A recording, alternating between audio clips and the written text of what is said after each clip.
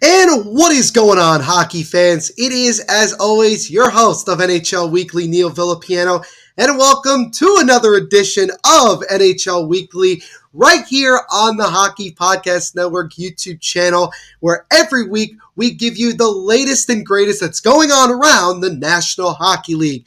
And as always, shout out to our sponsors over at DraftKings Sportsbook for sponsoring everything we do here at THPN. And guys, with so many sports going on right now, we have the NHL season obviously underway. Major League Baseball playoffs, we are just a few days away from the start of the World Series. The NBA this week is starting up.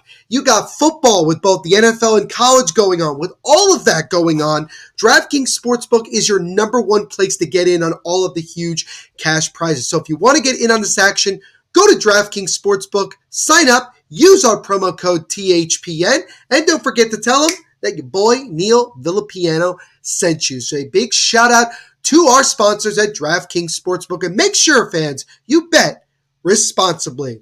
So yes, welcome to another edition of NHL Weekly, as we are another week into the NHL season. Most teams have played roughly 5 to 6 games so far this year. So again, not much to say when you look at the NHL standings, but right now we currently have 3 teams that are undefeated at this point. So in the Eastern Conference, you have the Boston Bruins, who look like the team that they were just last year, as they've won all 5 of their games. They are 5-0.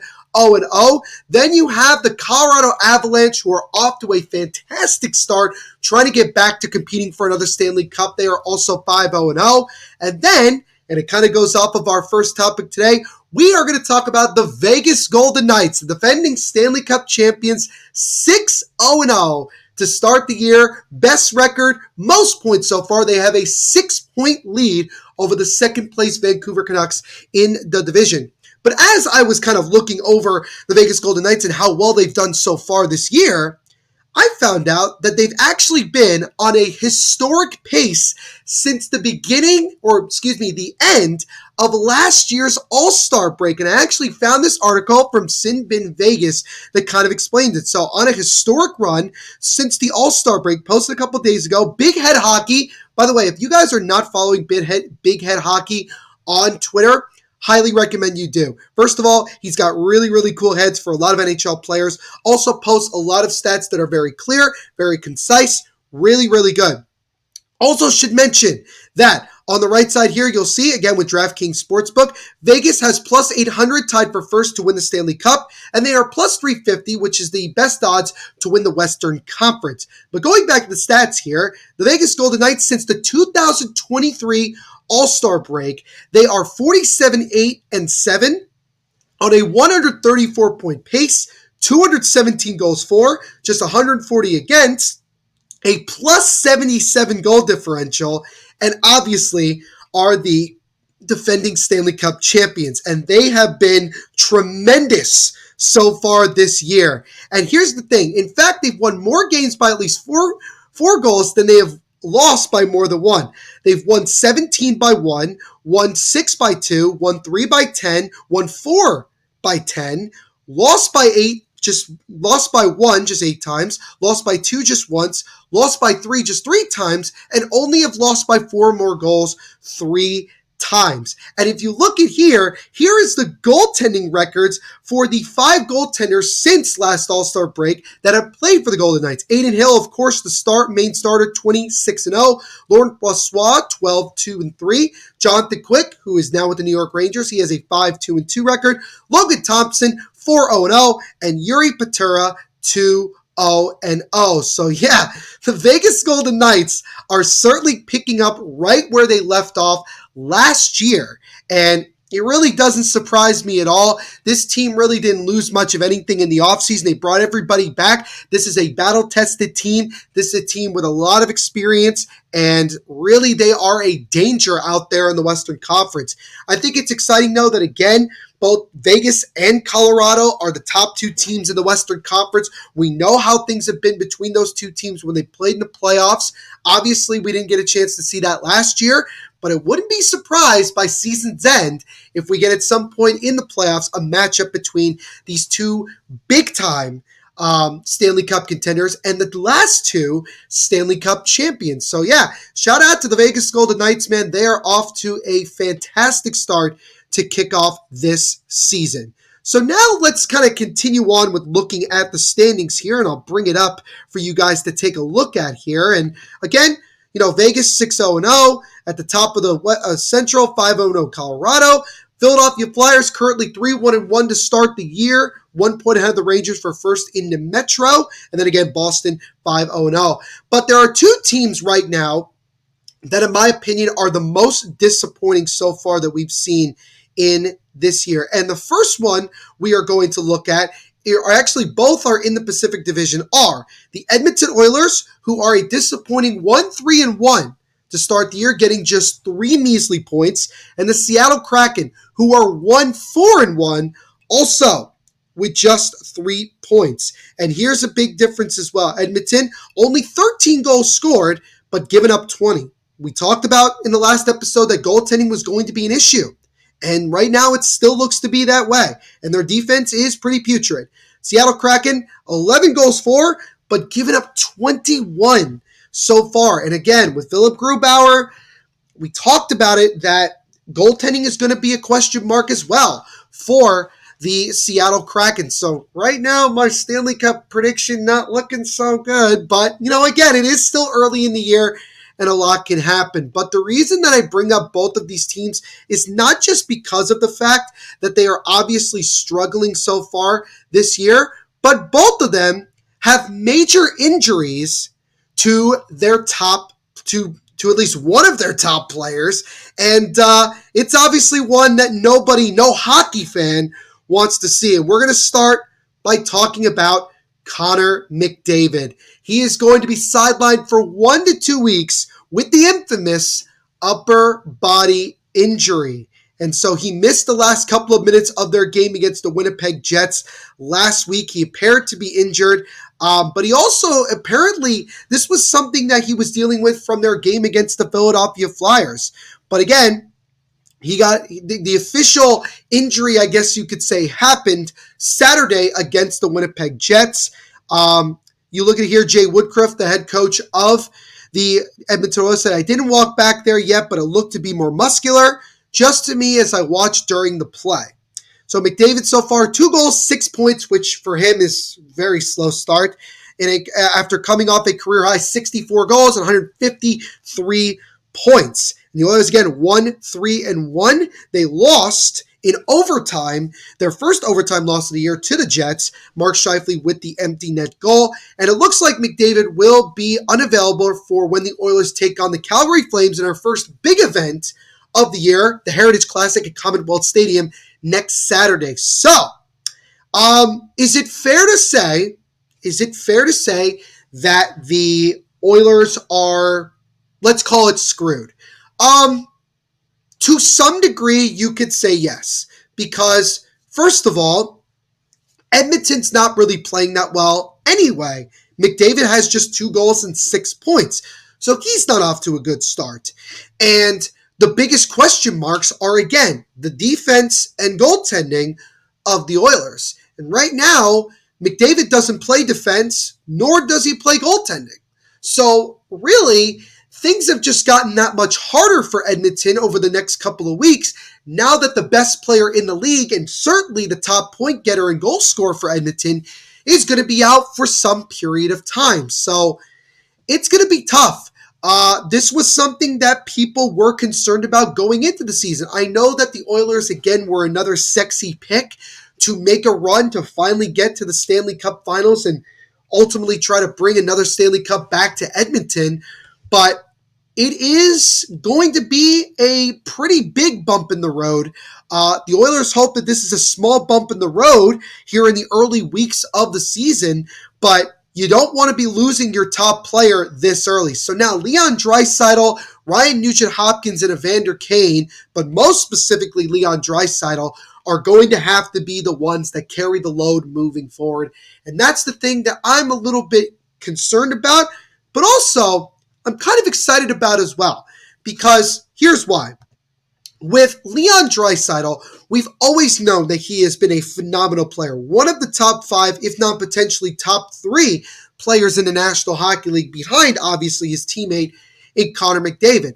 But I felt like at times that Draisaitl would not get the credit that he deserves because look who he's playing with. He's playing with freaking Connor McDavid.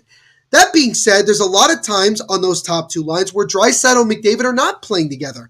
They do get a lot of points between one another on the power play, but they also do get points when they're on even strength and not playing on the same line. So now you're going to see Leon Draisaitl be that top guy, not just on 5-on-5 on that top line, but also on the power play. And it'll be really intriguing to see what type of run that he can go on, because I think for the Oilers, it is very important for him to still be playing at a high level, for him to be playing really to kind of almost take his game to the next level, really, to kind of give him the opportunity to really showcase himself as an elite player, and justify what everybody is saying. Look at last year with Mikko Rantanen, right? Mikko Rantanen with Colorado. Gabriel Landeskog was out all year, so everybody said, well, Mikko Rantanen's got to step up. Rantanen had a phenomenal year, and now a lot of people see him as a much higher up player in terms of, superstar level. Well, Leon Draisaitl to many people is already considered to be in that superstar level, but now he's got a chance to really make his mark on the league, now with McDavid out for a couple of weeks. Luckily, again, they said it was only 1 to 2 weeks, so it sounds like it's nothing too severe. But again, as we've seen so many times in terms of players getting injured, and again, we always get told it's an upper or lower body injury, sometimes things don't progress the way that they need to, and that ends up becoming an issue. So we will see. We will see, knock on wood, as a hockey fan, it sucks that Connor McDavid is going to be out for a while, but I'm really curious to see how Leon Draisaitl picks up the load and kind of goes from there. But this is honestly a very critical time for Edmonton, because if they come out of this when McDavid comes back and they're not getting any better, you could make an argument that they could put themselves in a hole that they may not come out of, even though we're still in October. Because by that point, by the time he most likely gets back, we will be almost a month or so into the season. And at that point, if the Oilers are still floundering towards the bottom of the Western Conference and of the Pacific Division, how much can Connor McDavid just personally himself do that's really going to get the Oilers going? Again, the defense is the issue, and so is the goaltending. Both of those have to get going here at some point. So this has to be a collective effort. Jay Woodcroft has to get his guys together and say, look, we're not going to be able to rely on Connor McDavid. Everybody's got to carry their weight. We all got to come together as a team and play well as a team. And it starts this week. So this is going to be the beginning of a very crucial time for the Oilers in just the early goings of the year, now that Connor McDavid is going to be out at least 1 to 2 weeks with an upper body injury. So we'll see what happens with the Edmonton Oilers moving forward. Now we're going to stick on injuries. We're going to stay on injuries. And I brought up, again, the Seattle Kraken. Well, again, it's not just because the Kraken are off to a slow start, but one of their top guys, and somebody who was out a significant amount of time last year, will be out a significant time again this year, as the Seattle Kraken's forward Andrei Burakovsky is expected to miss 6 to 8 weeks with an injury. He actually he got hurt in their game over the weekend against the New York Rangers. Team announced Monday that Burakovsky underwent an unspecified procedure to repair an upper body injury. There was a hit by, what a shock, Jacob Trouba. Crashed to the boards, right shoulder first, got up reaching for his right collarbone, left the ice and did not return, and Trouba was given a penalty for roughing. Now, again, I mentioned before that Burakovsky was out for a long time last year. He sat out significant time because of a groin injury and subsequent setback that only limited him to just over half the season, 49 games, and he did not get it. He was not involved in the Kraken's run to Game 7 of the second round last year, and he had just 2 points in the first 5 games. And reminder, he signed a 5-year, $27.5 million contract starting last year. So far, he has missed a lot more games, or he will have missed a lot more games than he played. So again, Burakovsky, who obviously really got going a couple of years ago and made a name for himself with Colorado, helped them win a Stanley Cup, he is going to be out again for at least, more or less, 2 months. And so for the Seattle Kraken, again, you're going to have to rely on guys like Yanni Gourde, Matty Beniers, Jordan Eberle, guys like that. And again, just similar to Edmonton, it's their defense and more specifically their goaltending that are really the big problems right now. They're still not scoring enough as they should. And again, that can obviously change as we get going here. Again, most teams have not even played 5 or 6 games yet. But that being said, right now it's going to be another big moment for Seattle. So it's good in a way that Burakovsky, if based off the timeline, will be able to come back at some point this year. But again, he's going to miss a lot of games, and it's going to take him even longer to get himself going because, again, he just came off of dealing with a groin injury, had a setback, and all of that stuff. He's finally fully healthy. He's playing the first couple of games, and then he gets hit, and he's out for the next couple of months. So I don't know what to tell you about Seattle, man. A lot of bad luck, particularly with Burakovsky, and we'll see how they can progress because right now it's very, very unfortunate. They have lost, again, 5 of their first 6 games, and they're off to an incredibly, incredibly slow start. So, again, we'll see what happens. I'm curious to see how they perform, and let's kind of go from there and hope that Seattle can get themselves going and do the same thing that I said with Edmonton. Come together as a team and have everybody kind of chip in because, Burakovsky was a guy that you were depending on a lot for your offense. Now your offense, who has gotten off to a slow start already, just lost one of its bigger pieces. So again, we'll see how things go. So both the Oilers and Kraken dealing with some pretty big injuries early on in this season. And we are going to stay on talking about injuries because we have another significant player who is going to be out for some time, and that is Chicago Blackhawks forward Taylor Hall, who is now out week to week with a shoulder injury. This came out actually just a few moments ago as head coach of the Blackhawks, Luke Richardson, told the media this Monday afternoon, that forward Taylor Hall is out week to week with a shoulder injury. Now, if you remember earlier, like last week, 2 weeks ago, when the Blackhawks were in Boston taking on the Bruins, Brandon Carlo hit Taylor Hall, and he did not return to that game. He did come back after missing a game, but it was clear that Taylor Hall was not himself. He was clearly bogged down by something, and so now we know that he is going to be out with a shoulder injury. It's not an upper body. It's clearly a shoulder injury.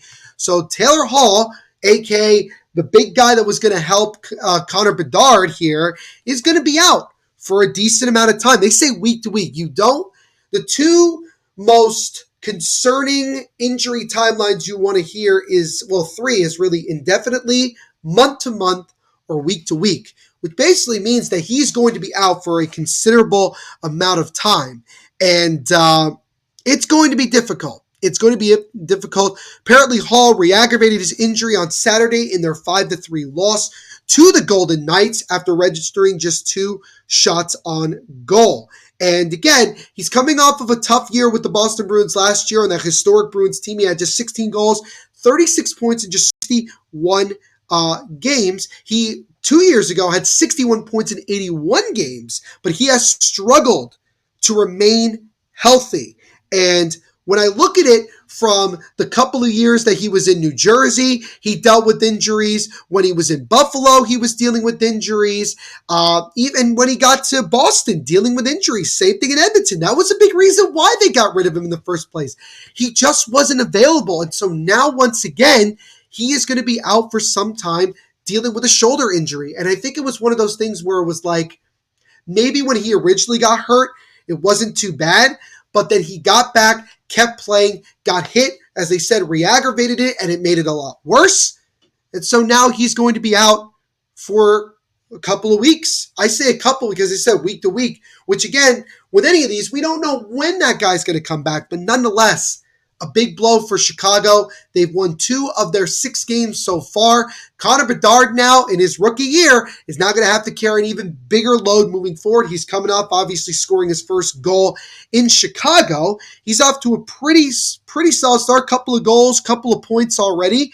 But now, with his big-time winger out for some period of time, we'll see what the young rookie can do here now that that guy is out. So, again, some big injuries early on in the first couple of weeks of the season. And, again, as I've said before, that's hockey for you. It's going to happen. Injuries are going to happen. And so we'll see how these teams can get going moving forward. And this is 3 teams that are obviously off to a slow start, with one of them, not a surprise, I mean Chicago, but for both Edmonton and Seattle, you got to find a way to get going here now, especially now that their top guys are going to be out for some period of time. So now that we come away from the injuries, I have 2 kind of, let's call it heartfelt things that I want to kind of end the show on. So the first thing we are going to actually talk about is something that was very controversial throughout last season and this offseason and then everything. And I'm talking about everything that involves Pride, whether it's the Pride tape, the warm-up jerseys, or everything. And the NHL came out a couple weeks ago and said that not only were warm-up jerseys not going to be allowed, but that players could not even wear tape and that they would be punished in some degree, maybe a fine or something if they do so.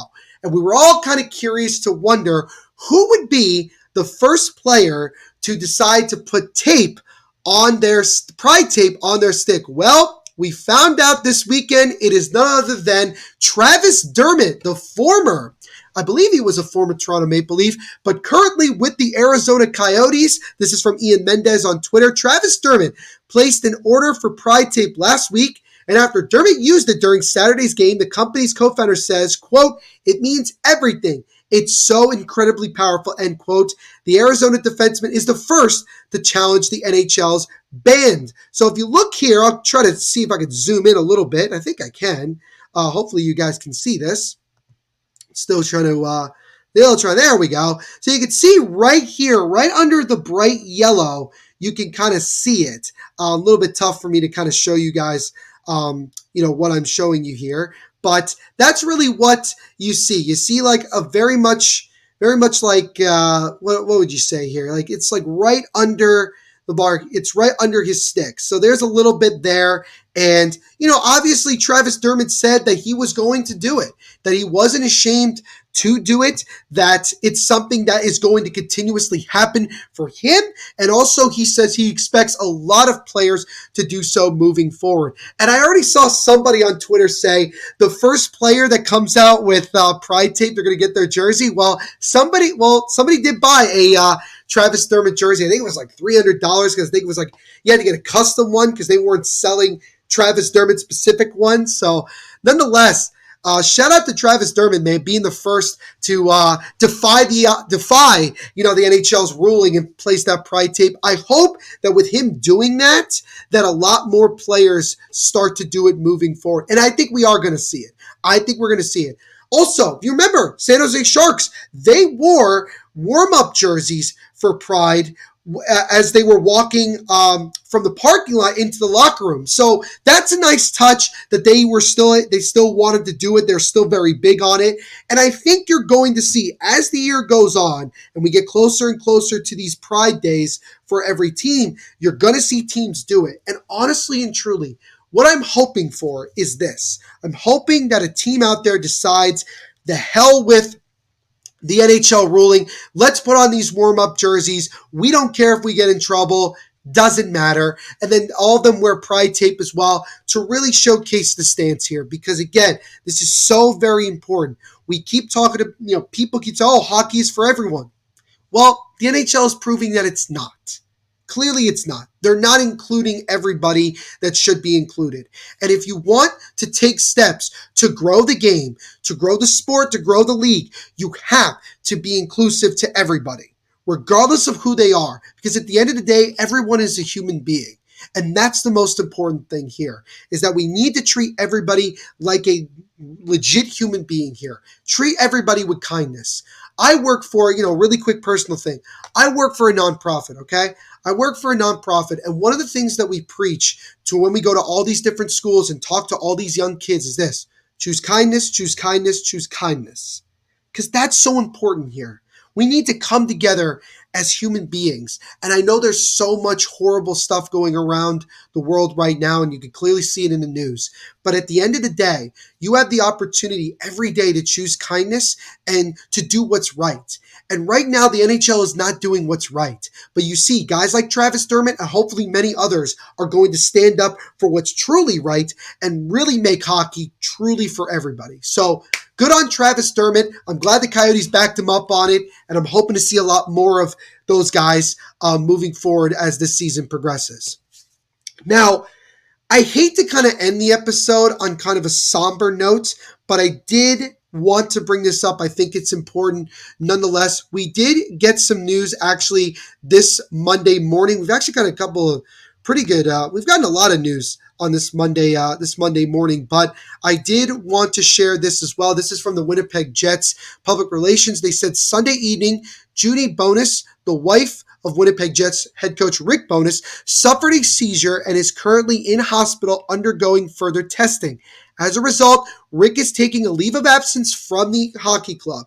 Associate coach Scott Arniel is serving as the interim head coach until Rick returns to the team, and we ask everyone to respect the family's privacy at this time. So, it's easy to kind of get on the Winnipeg Jets. They've kind of gone off to a slow start, and obviously they've been in the news a lot for, the big contracts they gave to Bo Scheifele and Connor Hellebuck, but this is obviously something that means a lot more than just the game of hockey. This means a lot more, and obviously Rick Bowness has gone through a bunch in his life and in his coaching career, and now he's going through a very, very difficult time with the woman that he loves, and anybody should completely understand him taking a leave of absence and taking as much time as he needs before he gets back. And, maybe the Jets kind of use this a little bit as a rallying cry. And we hope that Rick Bowness's wife, Judy, recovers as soon as possible. It is incredibly scary when anybody has to suffer through something as severe as a seizure. And, it's so sad to hear that happened last night. And so my thoughts and prayers, and everyone here at THPN, our thoughts and prayers are with Rick and Judy during this incredibly difficult time. And we hope that Judy recovers ASAP, and we look forward to when Rick Bowness is able to come back and coach the Winnipeg Jets moving forward. So, yeah, kind of a somber note to kind of end on. But again, we do wish nothing but the best and nothing but love, health, and prayers to the Bowness family during this time. So on that note, ladies and gentlemen, that's going to do it for us on this week's edition of NHL Weekly. As always, thank you all so much for tuning in. We really do appreciate it. Again, we are just getting started with NHL Weekly. So excited to continue to do this. New episodes every Monday, about a half hour or so, giving you the most up-to-date news going around the National Hockey League. And if you want to check out more episodes of this, why don't you do yourself a favor? Make sure to leave a like on this episode, subscribe to the Hockey Podcast Network, and also punch that notification bell so you get notified every time a new episode of NHL Weekly comes out live. Make sure to follow us on Instagram at HockeyPodNet and also on Twitter at HockeyPodNet. We will notify you on there as well when new episodes of NHL Weekly come through. Also follow my personal Twitter at THENVPSHOW. And you guys can always interact with me on there. But also, make sure to go check out my other podcast, the Devil's State of Mind podcast, right here on the Hockey Podcast Network, where I cover the New Jersey Devils. New episodes weekly, wherever you listen to podcasts. We're also on YouTube as well. So follow us on Twitter at Devil's State, Instagram at Devil's State of Mind, and go give us a like on Facebook as well. Make sure to also subscribe to the podcast on YouTube, Devil's State of Mind podcast, and also to hit that notification bell as well to get notified of new episodes over there. So again, thank you all so much for hanging out with us on this edition of NHL Weekly, and we will see you next week. Have a good week, hockey fans.